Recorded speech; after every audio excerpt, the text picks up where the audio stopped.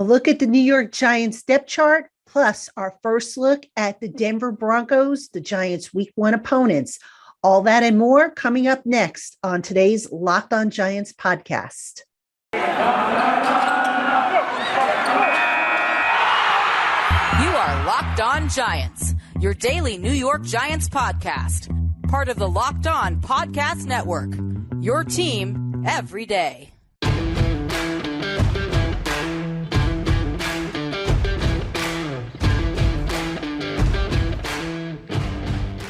Hello, New York Giant fans, and welcome to another edition of the Locked On Giants podcast, part of the Locked On Podcast family, your team every day. My name is Patricia Traina. Happy to have you here on this Wednesday. It is hump day. The Giants, though, are getting to work on the Denver Broncos. So on today's show, we are going to take a look at the Denver Broncos. We're going to get our first look at the offense and the defense and the special teams.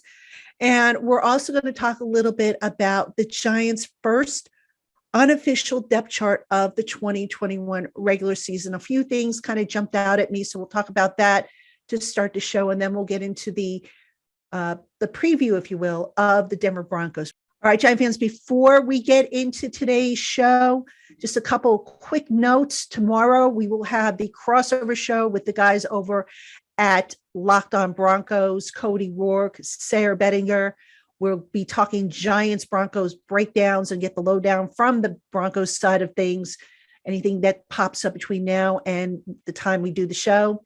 And also coming up on the Locked On Giants podcast, I'm going to have a one-on-one interview with Giants wide receiver Sterling Shepard. He's involved in a brand new promotion with Pepsi, and he's going to talk about that. And we're also going to talk a little bit about Giants football. Sterling had some very interesting things to say about the Giants offense, about the receiver group, just really good insight from Sterling Shepard, one of my favorite guys to interview from a long, long list of guys that I enjoy speaking with. So Sterling was very forthcoming, and that show's going to be coming up later on this week here on the Locked On Giants podcast. Hope you will check it out. Okay, folks, let's kick things off on this show talking about the Giants' first unofficial depth chart. Now, to be clear, we call it the unofficial depth chart because it doesn't come from the Giants coaching staff. It is put together by the Giants PR staff, and it is based on what we know to be true about how guys have lined up in the open parts of practice. That doesn't mean that what you see on this depth chart is what you're going to necessarily see on game day. So let's talk about some things that kind of caught my eye regarding the depth chart. And the first thing I think that popped out at me, and it's not really a surprise given how the summer has gone and what Joe Judge has said about, the whole situation, but Nate Solder is listed as the starting right tackle ahead of Matt Peart. Now, actually, I believe what Judge is going to do is he's going to rotate Solder and Peart because they want to continue to get Peart some experience and some snaps on that offensive line at right tackle. That said, Nate Solder has been named the starter. So here's the thing. I went back and I looked at Nate Solder's performance. I checked out Pro Football Focus. Solder allowed one pass pressure in 20 preseason snaps, which is a 90% pass blocking efficiency rating. Peart, who is in his second season out of UConn, allowed two pass pressures, one of which was a sack, and that was in 50 offensive snaps over the summer. And, while the math works out to a better pass blocking efficiency rating, I think it comes out to 95%, where Solder actually was better than Peart was in run blocking. So kind of not surprised that the Giants went in that direction. It looked all along that's how it might end up. Peart got off to the slow start at training camp. At the beginning of training camp, he was on the PUP list with a back ailment. And, Solder, in making the transition from left tackle to right tackle, a role, by the way, right tackle being a role that he hadn't played since his rookie season back in, I believe, 2011 was his rookie season. Solder just looked better this summer. And it is not a surprise that he is going to be the starter or the projected starter at right tackle. But again, We will see Parrott in some snaps. I don't know how they're going to work it, if it's going to be every second series or how the coach is going to work it, but there is going to be a rotation.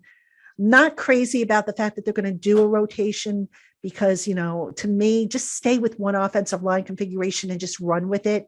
Don't keep messing it up, but that's what Judge likes to do. So we'll see how it works out. And we'll see if Parrott earns enough experience and trust from the coaching staff to ultimately take over that right tackle spot. All right. On the defensive side of the ball, I guess the only thing that kind of jumped out at me initially, and after thinking about it, it makes sense again, is that the Giants listed O'Shane Ximines ahead of second-round pick Azeez Ojulari. Now, Ximines was on the PUP list to start training camp, but he came on pretty strongly in the pass rush department once he came off the PUP list. Whereas Ojulari had to deal with, I think it was something with his leg. I'm not sure exactly what the exact ailment was, but he was slowed down this summer. So he missed a few, practices here and there. So Ximines is going to show up as the starter opposite of Lorenzo Carter. I do, however, think that by the end of the year, you will see Ojulari become the starter opposite of Lorenzo Carter. Ximines, just getting back to him, showed promise as a pass rusher, but where he struggled, and this is where he's been struggling ever since he came into the NFL, is in run defense, setting that edge. So we'll see how he does, if he gets any better in that area. But that was clearly an issue for him when he played this preseason. Just struggled to keep that edge clean against the run. Couple other noteworthy items from the Giants' first unofficial depth chart. CJ Board and Jabril Peppers are going to be the two returners. So CJ Board will be the kickoff returner and Jabril Peppers will be the punt returner. Now, originally, I believe what the Giants had hoped to do is have John Ross be the kickoff returner. John Ross has been injured for most of the summer. He is currently on IR. There was also some talk about possibly having Kadarius Toney as the kickoff returner.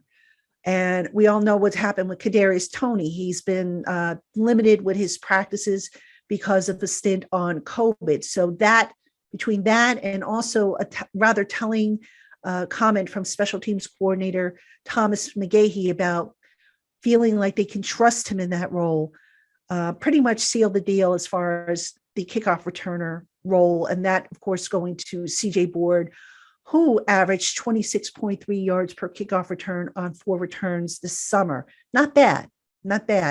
I think he was ninth overall amongst kickoff return specialists in the preseason who had at least 4 returns. So that'll work, I guess. Now, the interesting thing about Peppers as the punt returner, which, all right, I get it. It fits him, but it's not really a role that I hoped he would keep because of how valuable he is to the defense. But this was a case of, if it ain't broke, don't fix it. So Peppers, even though he didn't have any punt returns this summer that I remember at any rate, he averaged 12.5 yards per punt return last year, which was the best on the Giants and also the 4th best in the league amongst punt returners that had at least 15 returns. So those are probably the biggest surprises or the biggest noteworthy things about the first edition of the unofficial depth chart. And again, I say it's unofficial because it'll change. And also, I'll leave you with this before we take a break and then transition into the breakdown of the Denver Broncos.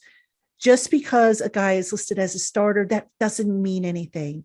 The Giants might decide to open up in, say, for example, their nickel package on Sunday when they face the Broncos. So that means maybe you don't see the second inside linebacker, Tate Crowder, who's listed in that spot. So take the depth chart with a grain of salt. It will change. It'll, depending on the packages and stuff that the Giants want to run, all that's going to change. So I wouldn't put too much stock into that other than using it as a resource for what to expect on Sunday. All right, Giant fans, coming up next, we are going to start to take a look at the Denver Broncos, whom the Giants host Sunday, September 12th, 4:25 p.m. Eastern kickoff in their week 1 regular season opener. We'll be right back after this. Hey, Giant fans, get all the latest news, odds, info, and sign-up bonuses for all your sporting needs by heading over to Bet Online on your laptop or mobile device. When you open an account and use our special promo code LOCKEDON, you will receive a 50% welcome bonus on your first deposit. Again, that's code LOCKEDON for your 50% welcome bonus. Terms and conditions apply. Bet Online, your online sportsbook experts. All right, Giant fans, let's get into the Denver Broncos. Now, again, tomorrow we're going to have our crossover show with Cody Rourke and Sarah Bettinger. They are the co-hosts of the Locked On Broncos podcast. They'll be able to give us specifics as far as the questions we might have about the Denver Broncos. They'll also be able to give us updates on the injury statuses, what we might be able to expect, and so on and so forth. But today, I'm going to give you an overview, and I'm going to start with the Broncos offense. All right, so the main story with the Broncos offense, obviously, is the quarterback situation where Teddy Bridgewater and Drew Lock engaged in a quarterback competition throughout the summer. Head coach Vic Fangio named Teddy Bridgewater as his starter. Really not a surprise there because Bridgewater is a little bit more established. And also, I think what some people tend to forget is even though Bridgewater was injured during the time that Pat Shurmur was the Minnesota Vikings offensive coordinator, Shurmur knows Bridgewater. He knows what he's capable of doing. He knows his strengths and weaknesses. So the fact that the Broncos went with Bridgewater, really not a surprise there because, again, of the familiarity I think Shurmur has with Bridgewater. And also, Bridgewater's experience. So I'm not overly surprised that they went in that direction. All right, but here's the thing to keep in mind when it comes to the Broncos and their offense. They have a loaded offensive skill position group. Cortland Sutton is returning from injury. They have draft picks Jerry Jeudy and KJ Hamler. So you're talking some explosive, deep threats there at receiver. Tim Patrick is another guy to keep an eye on. So you're talking about a 4-deep wideout, which gives Bridgewater any number of options to throw to. And that's going to be a good matchup, actually, for the Giants' defensive secondary. That Broncos receiving core, if everybody is healthy and on the field, it becomes a pick your poison type of deal as far as who gets doubled up, who gets singled, and which way the Giants decide to roll their coverage. All right. Now, if that's not enough to make you a little bit concerned about what the Broncos offense can do, running back, let's take a look at that. They have one of the, I think, most underrated running backs, young running backs on their roster, Javonta Williams, who they drafted in the second round. That Broncos running game, that's a dangerous game. And especially, behind that offensive line, which I'll talk about in a minute. So they've got a solid receiving core. They've got a solid group of running backs if everybody's healthy. And let's talk about tight end. At tight end, Noah Fant looks like he's going to be okay to play. I know he was dealing with an injury. So this is a guy who has breakout potential in year 3. They also have another tight end who's even faster than Font, Albert Okwuegbunam. So the Broncos skill position players, they've got some good guys there. But you know what? We'll get into matchups when we do the crossover show with Cody Rourke and Sarah Bettinger on Thursday. But that's a good matchup for the Giants defense. And I think it's one that the Giants will match up well against. Now, here is the X factor, I think, for the Broncos, and that is their offensive line, which is pretty solid for the most part. I mean, at left tackle, Garrett Bowles, a guy who I liked in the draft when he was coming out, has finally broken through and begun to play to his potential. I know he had a bit of a rough start early on in his career. He's been playing a lot better. And I think he was like one of the top left offensive tackles last year in the NFL. The right side, Jawan James was originally supposed to be the right tackle. He, of course, suffered the Achilles tear, and he's no longer on the roster. So the projected starting right tackle for the Broncos is going to be former Chicago Bear offensive tackle Bobby Massey. So if you're looking for a weak link there, Massey's probably the guy, but not by that much, to be honest with you. So for the most part, the Broncos offensive line, with the exception of, like I said, the right tackle, pretty much returns intact from the year before. So that includes Dalton Reisner, Lloyd Cushenberry the third, and Graham Glasgow. So when you have a unit that's been playing together, ideally the hope is that unit is going to gel and play better, which, by the way, the Giants are obviously hoping with their offensive line, but I digress. But overall, that offensive line of the Broncos is going to be something to watch. It's going to be a good test for that Giants pass rush that they're going to try and generate to rattle and move Teddy Bridgewater off his spots. So here's the thing, the bottom line with the Broncos offense. If Bridgewater can distribute the ball evenly amongst his playmakers, if he doesn't have to worry about pressure to where he's forced into making mistakes, the Broncos offense is poised to have a productive day. That said, again, I do think the Giants defense is going to be up to the task. I like a lot of the matchups. I don't think the Giants are really overmatched in any area. But it's going to come down to man versus man, as always. And, I think the Giants will be able to hold their own against this Broncos offense. I really do. I think Bridgewater and getting to him and moving him off his mark and just disrupting the head, if you will, that's going to obviously be the key for the Giants defense. And I think they can pull it off. Hey, Giant fans, Built Bar is a healthy, low-carb, low-sugar, and high-protein treat that will satisfy your sweet tooth. Choose from 9 amazing flavors, plus the occasional limited-time offering, available in nut and nut-free varieties. Visit BuiltBar.com and get 15% off your first order with the promo code LOCKED15. That's LOCKED15 for 15% off your first order at BuiltBar.com. Hey, Giant fans, football season is back, so let's make the most of it with a better way to create your custom pool at runyourpool.com, the premier sports pool hosting service. Run Your Pool makes it ridiculously easy to run a football pool with friends, family, or your office mates. They offer dozens of formats, including Survivor, Pick'em, Squares, Margins, Confidence Pools, 33, and many, many more. Run Your Pool hosts formats for NFL and college football with one-week games, full season playoffs, or the Super Bowl. Unlike other fantasy sports platforms, Run Your Pool has options and settings to make it your own.